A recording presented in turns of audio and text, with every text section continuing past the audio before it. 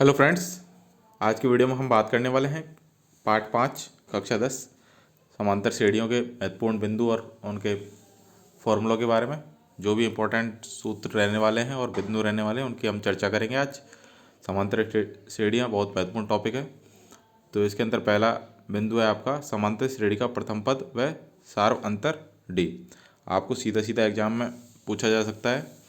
आपको सब कुछ दे दिया जाएगा, या तो ए पूछ लेगा या डी पूछ लेगा।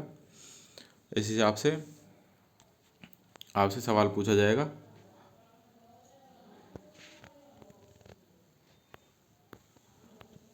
तो पूरा बात करें हम इसकी, तो समांतर श्रेणियों का पहला पद ए मानते हैं और जो सार्वंतर होता है उसको डी मानते हैं, और किसी भी पद में उसके पीछे वाला पद घटाकर ये हम ज्ञात करते हैं।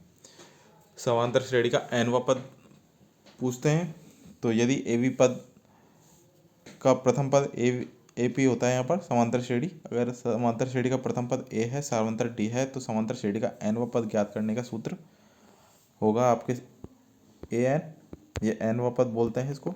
nवां पद पूछे आपसे तो इसका फॉर्मूला है A plus N minus one into D. D सार्वंतर, ए आपका प्रथम पद और एन आपका जो पद दे रखा है वो, उस पद में से एक घटाना है आपको। थर्ड पॉइंट है, आपसे पूछा जाएगा समांतर श्रेणी के प्रथम n पदों का योग। आपसे पूछा जाएगा जैसे कोई संख्या 1 से स्टार्ट हो रही है और उसके 10 पदों का योग कितना हुआ। तो 1 से स्टार्ट हो रही है, आपको अंतर बता देंगे और पूछ लेंगे आपसे उनके पदों का योग कितना होगा। तो योग को हम डिनोट करते हैं एस एन से, और टोटल जो पद हैं उसमें 2 का भाग देना है और पूरा का पूरा मल्टीप्लाई होगा आपका 2a plus N minus one, और ये मल्टीप्लाई होगा डी, और ब्रैकेट बंद कर देना है आपको। ये आपका पूरा फॉर्मूला रहने वाला है। अगर ये नहीं दे रखा हो, आपसे सवाल पूछ रखा हो, आपको दे रखा हो पहला पद और लास्ट का पद, पहला पद और लास्ट का पद दे रखा है आपको, और आपसे पूरा योग पूछा जाए, तो भी आपको दूसरा फॉर्मूला लगाना है,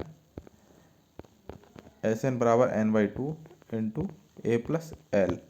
एल होगा आपका अंतिम पद। तो ये आपका पूरा फॉर्मूला है। अगर पहला पद और अंतिम पद दे दे तो भी आप आसानी से इसके पदों का योग निकाल सकते हैं, और आपकी सहूलियत के हिसाब से आपको याद रह जाए उस हिसाब से हमने ब्रैकेट में शब्दावली भी लिख रखी है। प्रथम पद को ए कहते हैं, सार्वंतर को डी कहते हैं, पदों की संख्या को एन कहते हैं, nवां पद ए एन होता है और अंतिम पद एल होता है, और पदों का योग एस एन होता है। तो ये पार्ट 5 के इम्पोर्टेंट बिंदु हैं, और ये 3 फॉर्मूले हैं जो आपको याद होने चाहिए, और एक क्वेश्चन इनसे ज़रूर बन के आता है। इन 3 फॉर्मूले से 3 फॉर्मूले आप याद कर लेंगे तो आपका एक क्वेश्चन पक्का हो जाएगा। और वो लॉन्ग क्वेश्चन भी हो सकता है। लॉन्ग क्वेश्चन आएगा तो बिंदु 3 से आएगा, और स्मॉल क्वेश्चन आएगा तो बिंदु 2 से आएगा। नेक्स्ट वीडियो में हम देखेंगे पार्ट 6 त्रिभुज के बारे में। मिलते हैं नेक्स्ट वीडियो में।